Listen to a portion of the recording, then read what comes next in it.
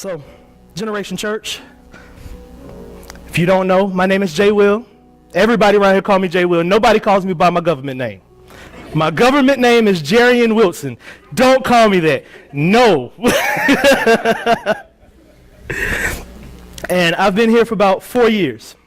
4 years serving in audio and lights and now video, since we have video now. And in those 4 years, God has crushed me, broken my heart, destroyed my life so that he can build me back up to be used by him.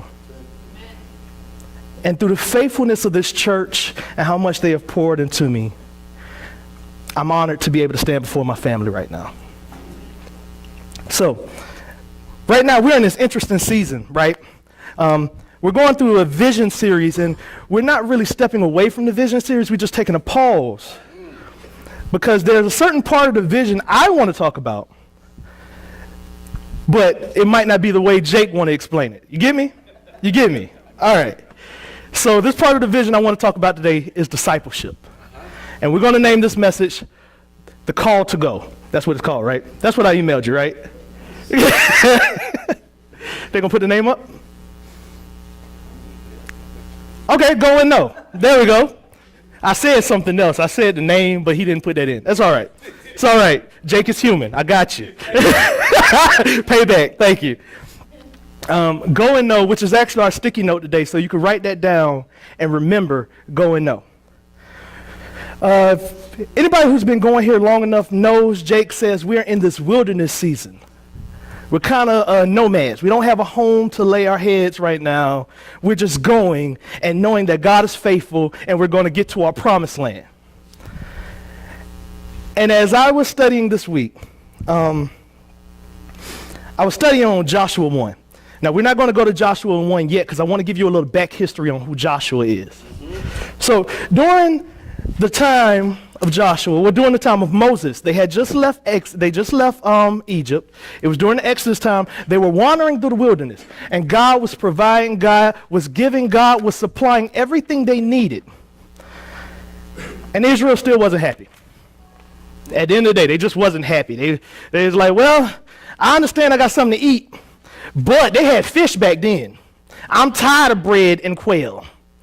I had fish, I at least had seasoned fish and some wine sometime. Even though I was a slave, I still had these things. I didn't have my freedom, but I had the things that made me comfortable. And how many know we could get comfortable in our own slavery? Like, we could get comfortable where we're at. Like, God is calling us to do so much more and be somewhere else, but we're comfortable right here. So finally, God raises up a man named Moses. Moses was born a Hebrew, but he was raised an Egyptian for 40 years. Then when he realized he was called a Hebrew, realized he was a Hebrew, he thought, okay, I'm going to lead my Hebrew people. I want to be amongst my people. They rejected him. He went in the wilderness. So for 40 years, he was in the wilderness, and he was relearning how to be a Hebrew. Born a Hebrew, raised an Egyptian. Now he has to unlearn everything as an Egyptian and be raised as a Hebrew for 40 years. At 80 years old, Moses is back. God told him, go, deliver my people out of Egypt, and I want you to raise my name up so Pharaoh can know I'm greater. I want you to bring my people out so everybody can know how great your God is, how great the God of Israel is.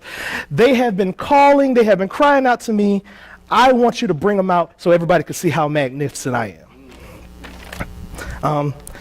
If you watch the movie like the Prince of Egypt and the 10 Commandments, you know about the plagues, the 9 plagues that happened. Moses finally said, get out. So here we are now in the desert. In the desert, in the wilderness. They're going. God spoke and said, I have a promised land for you. It's somewhere I'm taking you that's flowing with milk and honey.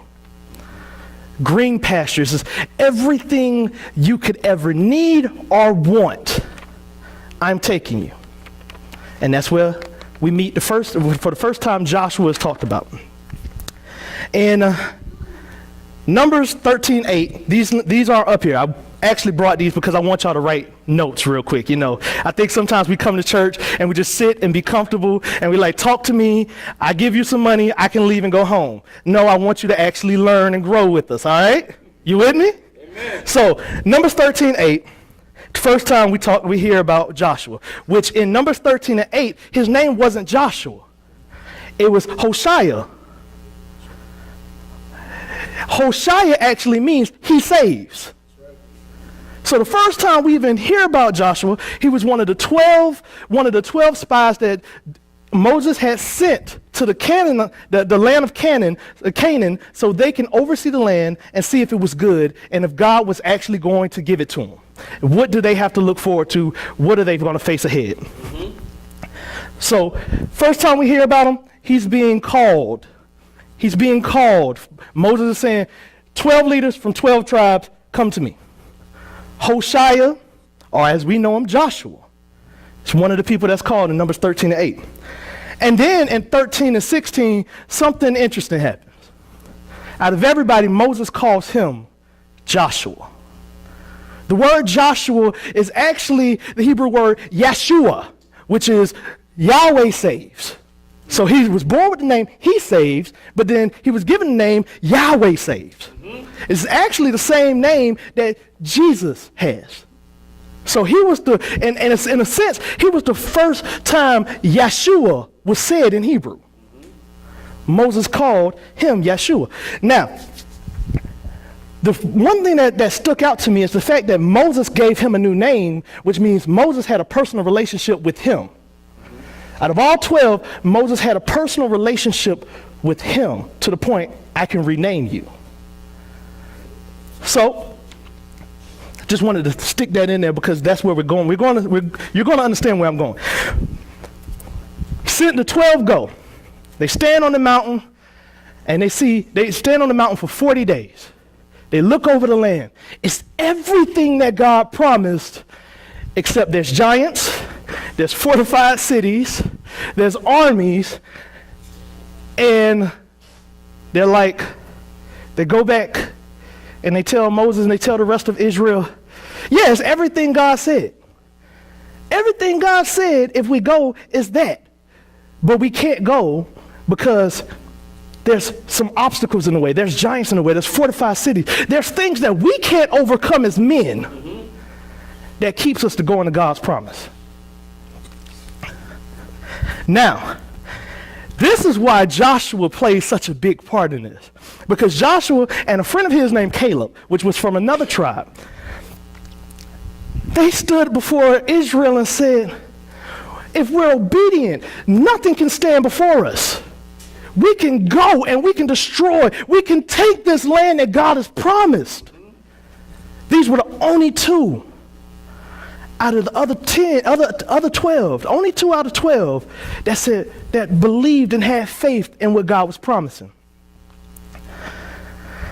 And the other ones, they rebelled against them. They said, let's stone them. They're stupid. They're ignorant. Kill them. They don't know what they're talking about. We're going to kill them and we're going to stay right here. They rejected God's faithfulness.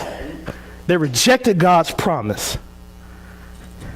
And because of that, God said, not only are you 10 not going in, but everybody in your tribe over the age of 21 is also not going in.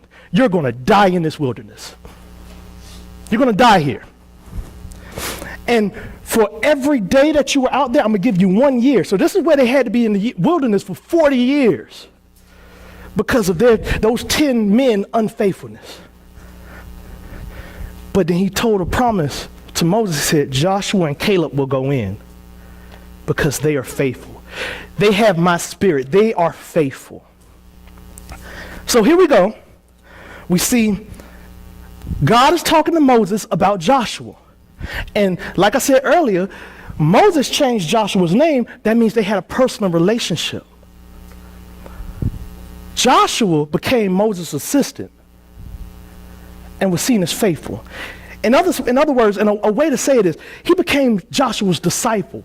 Joshua became Moses' disciple. He started raising them up and raising them up and raising them up. And we even see this in Numbers 27. where number 27 is 18 through 20, where God told Moses, take Joshua before the people and say, this is who's going to lead you into the promised land. This is who I'm going to use to lead you into the promised land in the 40 years. Now, this is something I was kind of blown away about. At that time, Joshua was already 40.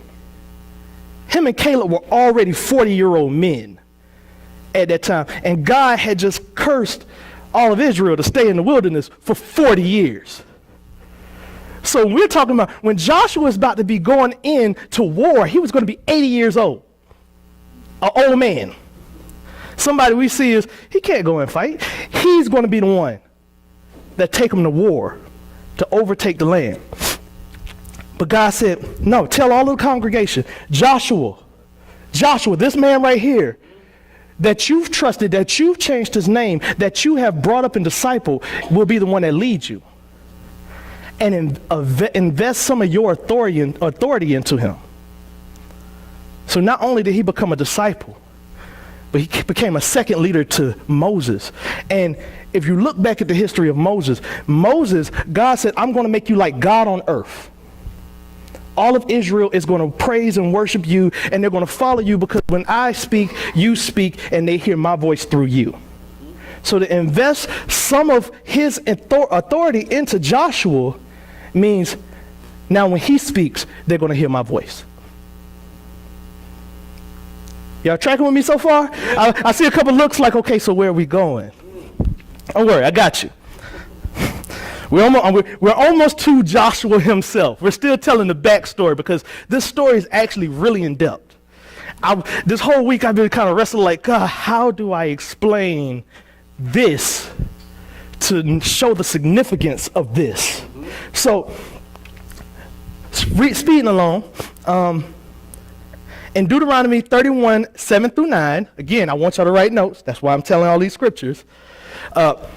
God speaks to Moses again and tell Moses to tell Joshua, be strong and courageous, for your God is with him. So he tells Joshua, God told me to tell you, be strong and courageous because he is with you. Now, that was actually the same command that God gave Moses in Exodus. He said the exact same thing to Moses. He said in Exodus 3:12, be strong and courageous, for I am with you. I go before you. Now this is where it gets fun. Because in Deuteronomy 31:23, according to the text, this is the first time God spoke to Joshua himself. And he said, be strong, be courageous, I am with you. And that's also the same time when Moses was dying off. Now we're going to actually pick up in Joshua 1. Joshua 1, verse 2. So now, God has finally spoken to Joshua himself. And after Moses died, I can imagine you being at a funeral and somebody coming to tap you on your shoulder and say, hey, you know they're dead, right? Like, could you imagine that? Like somebody you looked up to your whole life sitting in the casket and somebody come and tap you on the shoulder and said, hey, that person in there that you looked up to that's been leading you and guiding you and told you you're going to carry on my work, you know he's dead, right? What does God say to Joshua? Moses, my servant, is dead. Which means 40 years, the rebellion and the curse that God put on the tribe of Israel has come to an end because it died with Moses. Now, therefore, arise, go over this Jordan, and you and all this people into the land that I am giving to you, to the people of Israel. Finally, the call for Joshua to go up and start going forth has come out. The call that he has been that Moses discipled him to hear You're going to go forth. You're going into the promised land. You got to stay faithful. You're going into the promised land. You got to stay faithful. Trust God. Your going has finally come forth from the word, from the mouth of God. I personally imagine, now this is me, I might be wrong, but I personally imagine when God spoke it, they were at his funeral. They were at Moses' funeral. So it's kind of like at a time of grieving, I got to remind you that you have a mission to accomplish. You have something to do. I understand this hurts. You looked up to him. It's on you now. And not only is it on you, but everybody behind you is going to be affected if by your faithfulness or unfaithfulness. Moses, my servant, is dead. Arise. Now, if you go on to Joshua, where are we? Joshua 3, that's where we are, right? 1:3, there we go. Every place that the sole of your feet will tread upon, I have given to you, just as I promised to Moses. Moses was only going to go so far. In God's sovereignty, he already knew that, which is why he got Moses to start raising up Joshua. Because you're only going to go so far, so I need somebody to continue to work. I need somebody to continue to go. Every place that your feet touch, every place that you go, I'll give to you. I have given to you, just as I promised Moses. All you got to do is be faithful and go, and this place is yours. Every place that your foot touch, no man can stand before you. That's actually the next verse, but I don't have it up. No man will be able to stand before you. He promised this to Moses. And as Moses discipled and shaped this older man, because truth be told, at 40, you're not really a young man. I'm sorry. If there's any 40-year-olds in the house, I love you. I don't mean it like that. I'm just saying, you're not really a young man anymore. You ain't, what is it called, a spring chicken? You're not really a spring chicken anymore.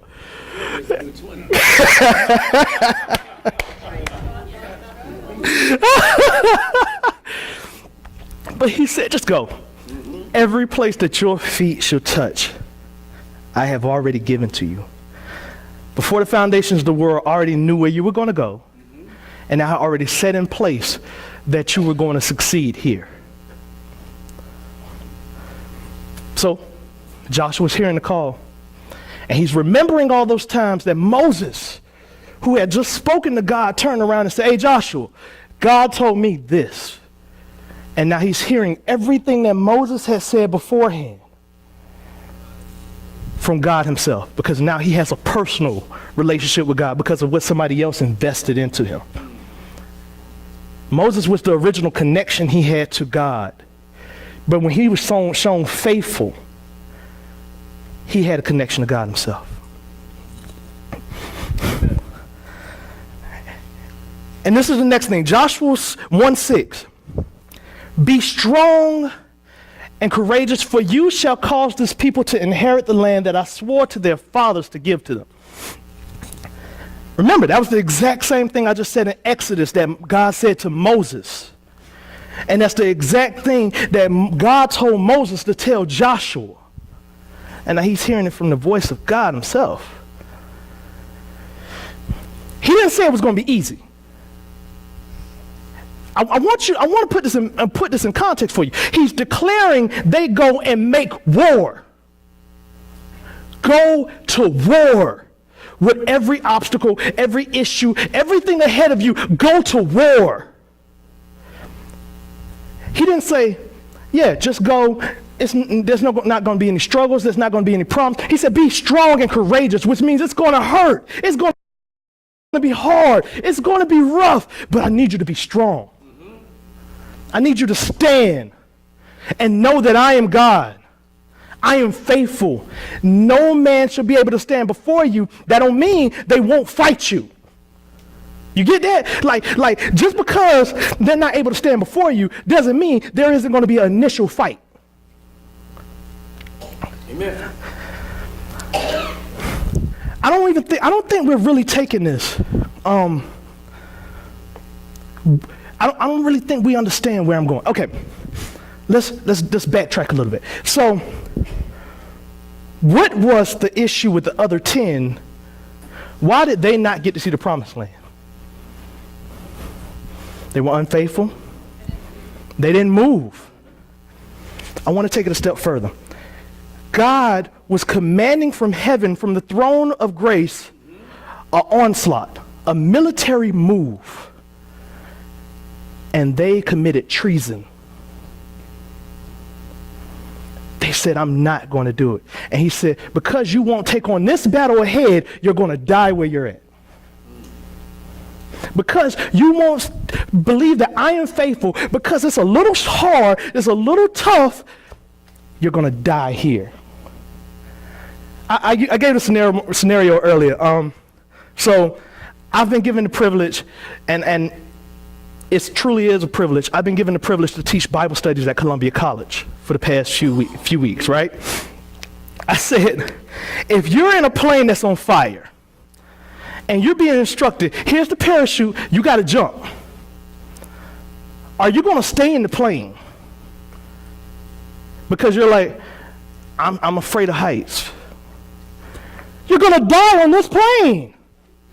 You're going to die. Like, if you don't jump and trust that that parachute is going to open up, you will die. And they're like, because I ain't never seen that parachute open up before. Now, that's the funny thing. You've never seen the parachute open up, but Israel has seen God's hand at work. They've seen it. They've seen it for almost 40 years. When they were delivered out of Egypt, the waters ain't never part before. Like the Red Sea, like, I would still be looking back like, yo, did y'all see that? Like, there's a wave over here, there's a wave over here, and there's dry land. Wait a minute. I don't know what I've been drinking before I left, but that's kind of crazy. So that's number one. And number two, this is a funny thing. This is where you see God's miraculousness and his providence work at the same time. They're complaining about food. So he said, okay, I'm going to cause the quails in the air to come down to the land. Now, once every year in a certain desert in Arabia, I'm trying to remember because I heard the history of it, quails actually fly so low to the ground that you could pluck them out the sky, or they'll just drop on the ground. They fly that low. That's actually God's providence. It's always been happening. It's always going to happen. It has been put in place before the foundations of the earth. As when earth was made, he made that and put it in place. So that would continuously happen. So they already had a promised meal because at a certain appointed time, God already had them at that place. Amen. Mm-hmm. Now God's miraculousness is manna started raining from heaven.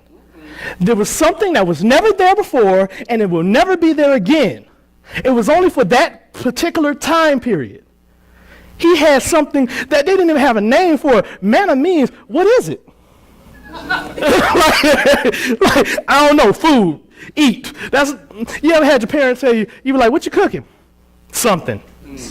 Eat. If you're hungry, you'll eat it. That's exactly what God said. If you're hungry, you'll eat it. So this is already, people have seen God's hand at work. And now he's saying, go into the promised land that I've already given to you. And they committed treason. They said, nah. They've committed treason from the general. Matter of fact, excuse me, from the king. Not the general, the king. Moses was a general. He was the king. He was the president of the kingdom. We want to look at it in American terms. He was the president of the United States giving out an order. If we were given that order, we would either go to jail for the rest of our life or we would be put to death. And God, the creator of all of the earth, gave that order. And they said, no, I don't trust you. That's what makes Joshua such a big case here. Like, that's what makes him so strong, and that's what makes him such a magnificent picture. Because when God said, be strong and courageous, Joshua's like, I don't know what it has entailed. I don't know if I'm going to be hurt along the way. I don't know if it's going to be hard. But I'll go because I know who told me to go. So we're going to take a little more. We're going to take a step further. And then God reminds Joshua, this is actually like the 6th time God has said this in almost 3 books, from Numbers, Deuteronomy to Joshua. This is almost like the 6th to 9th time. I'm running between the numbers because he said it to Moses a couple times, and then it was said to Joshua about 5 times. He said, have I not commanded you? Be strong and courageous. Do not be frightened, do not be dismayed, for the Lord your God is with you wherever you go. God has continuously told Joshua, be strong, be courageous, go, I'm with you, I got your back. No matter where you go, I got you. And the reason I personally see why it was so big for Joshua to be strong, to be courageous and go, is because his life wasn't the only one at stake. It was the whole 12 tribes of Israel that was at stake here. If he said, no, God, I don't trust you, all of Israel would have been stuck. Many of them would have died. So generation, what does that have to do with us? What does that have to do with us? What's the big picture here? That commission that was given to Joshua to go out and make war and own this land, basically, was given to us too. Matthew 28:19 through 20. Go therefore and make disciples of all nations, baptizing them in the name of the Father and of the Son and of the Holy Spirit. We've been given a command. Teaching them to observe all that I have commanded you. And behold, I am with you to the end of the age. I'm going to put this, I really want to paint this picture for you. We're in the wilderness right now, right? Now we've seen God's hand at work, how we got into this building. He sustained. He's continuously poured into us. Even though we had only a handful of servants at times to help set up, tear down, he's been faithful. He sustained. He said, I'm with you. I got you. I got you. I got you. But this, Matthew 19 through 20, is the same command that he declared then, when he told when he told Moses to send out the spies. All they were supposed to go is look at the land, survey it, see what it had to bear. They weren't supposed to come back and talk about the issues. All they were supposed to do is go survey the land. When they come back, yeah, I saw some giants, but it's whatever, let's go. No, they didn't do that. They committed treason against God. They said, I'm not going to listen to God because our issues are much bigger than God. And because our issues are much bigger than God, we're not going. And he said, cool, stay here, die. That same command has been given to us. We are to go into our communities, into our surrounding areas, and pray and make war so that God's name can be declared in our city. And make war doesn't mean we actually have to go fight people. There are spiritual principalities and battles that we have to face, but we have to be in place to make war with them. We have to be willing to go into our communities and pray. And when people ask us, why are y'all praying? What are y'all doing? We've been told to make disciples. We've been told to win their souls. All we have to do is declare the word, speak his word. It's a sword. And when you speak his word, he fights. He chops. It might not be an easy battle. It might not be a one-time battle. Because this is one thing I didn't say. The 40 years that they were in the wilderness to the point where Joshua was told to go, during that time of them going and winning the land that God had put before them took almost another 20 to 30 years. It wasn't a battle. It wasn't like, we're out here, bam, everything's here. No. He said, go. He didn't tell you how long you were going to go. He just said, go. We've been told as a church, go. That's the biggest thing. We've been told as a church to go make disciples. As we have been discipled, we are supposed to turn around and do the exact same thing.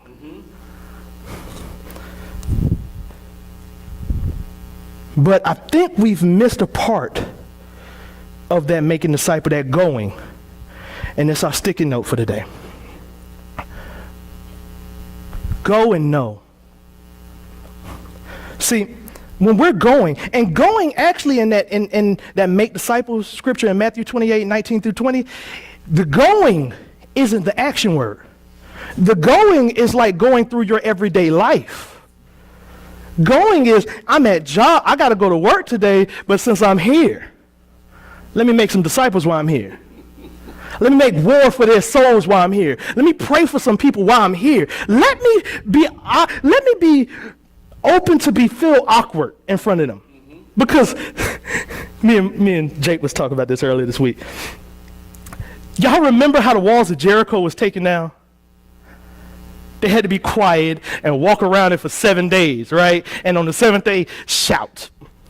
Now there's men on top of the walls of Jericho like, what is this? What are y'all doing? This is stupid. And you think all of Israel walking around wasn't like, this feels awkward. This is strange. I don't really know what we doing, but God said go, so just going, right? But his promises, because of their faithfulness, came into fruition. And what I'm saying is, as he's telling you to go and make disciples, he's not saying you're going by yourself. You better figure it out. He's saying, no, go and know that I am behind you. I am fighting on your behalf. Some of them wars that if you hadn't been praying, some of them battles that you didn't even know were coming if you hadn't been praying. Because if you weren't praying where you were going to make disciples, if you were just thinking this is works-based, as in I got to do all the work and God's not going to do anything, it would never work. It would never work. You would be shut down so quickly if you think you can go without God. But he said, no. Know that I am with you. No. That doesn't mean the battle's going to be easy. That doesn't mean there aren't going to be awkward times. That doesn't mean there's going to be times when you don't have to be strong and courageous. True story. I have a lot of friends that's missionaries. If anybody has had a conversation with me longer than 2 hours, by now you know I am big on evangelism and missions. It's my heart. Particularly urban cities. Inner cities is my heart when it comes to missions and making disciples, evangelizing and making disciples. Well, I've had friends, I've had my own situations. If you want to know about those times, come talk to me afterwards. I don't want to say that from the stage. But I've had friends who's had their lives put on the line. Or, to take it even a step further, I know a friend who helped plant a church in Pakistan. And they started a house church. And then they started doing all these little small churches throughout Pakistan. It was growing, expanding. It was one of the fastest churches in that city. The leader of ISIS found the leader of one of those house churches and beheaded him.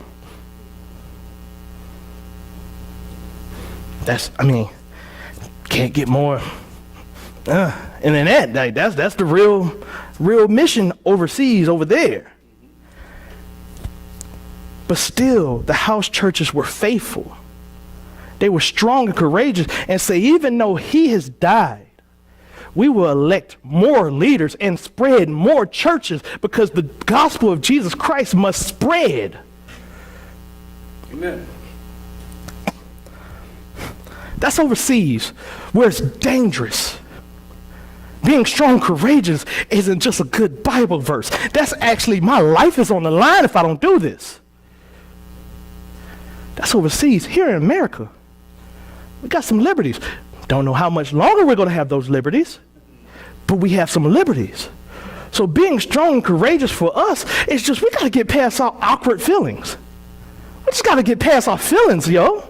Like, you really are going to cause treason towards God. You're going to commit treason towards God because you're like, I don't feel like it.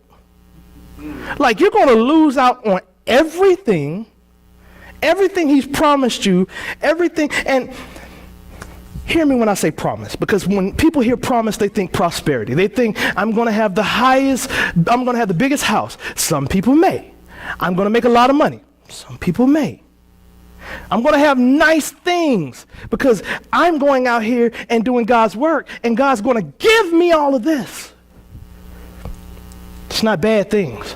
But if that's your focus, if that's the primary reason why you're doing the work for God, and not because he's God, but because what God can give you, you don't worship God, you worship yourself. Like you idolize yourself.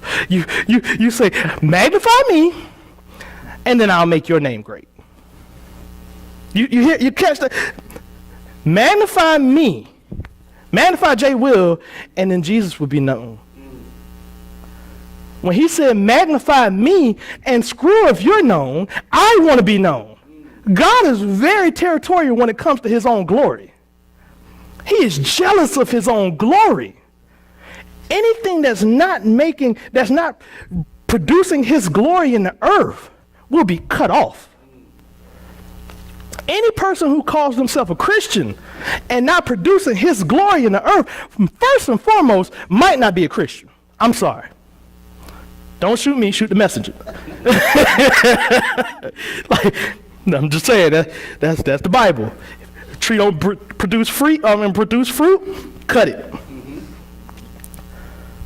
So any person who's walking around, and of course, I know I have those nitpicky friends, so I have to say this because I'm on video, and they're going to probably watch the sermon and be like, well, what about this? Of course, somebody on their deathbed who asked God to forgive them more than likely aren't going to go make disciples unless people are in the room who don't believe. So that's just for those nitpicky friends because I'm on camera. But back to the message. Anyone who walks around and declare themselves to be a Christian and aren't producing the fruit of a Christian, you know a tree by its fruit. And if you're not producing those fruit, you might want to have a conversation with God. That's the bottom line. You might want to check where you're at. But we've been called to do something. We've been called to go make disciples. And all he wants us to do is trust that he's with us. As the band comes up to play, I really wrestled with this text this week because I ain't gonna say I'm the best person at evangelizing and making disciples. I'm stupid enough to go at times. I'm comfortable being awkward, but if I could be very transparent, there have been many opportunities I failed because I didn't trust that I had somebody greater with me. That the master chess player was playing the game on my behalf. All I had to do is be willing to pick up the piece and move. So when I was wrestling with this text, because God was blowing my mind, he showed me two different people. Actually, he showed me 10 different people, but I want to point it down to two different people. And both of them, they call themselves believers. There's going to be those who hear this message And something's going to rally up in them. And they're like, God, am I committing treason? And they're going to face themselves. When you get to a point where you can face yourself and know, you know what? I'm not being obedient. You can repent and run back to the cross and go again. That's one set of people. The other set of people, which breaks my heart,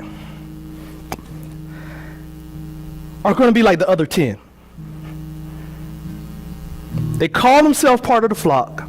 They call themselves part of the kingdom. But on that command right there, because they're not comfortable, and they're like, that's not me, they're going to commit treason. And they're going to walk away from here and say, this message had nothing to do towards me. Sad to say, it's been happening since the beginning, and it be happening towards the end. What I want to tell you is, God has declared all-out war against hell. All-out war. The gates of hell cannot prevail against the church. But the church has to be moving and going forward. We have to be on the offense and going instead of saying, come to us. Amen. When we go, Jesus is the only one that say come. Because we have to declare his name in the atmosphere, and then Jesus declares everybody who hears it, come. They're mine.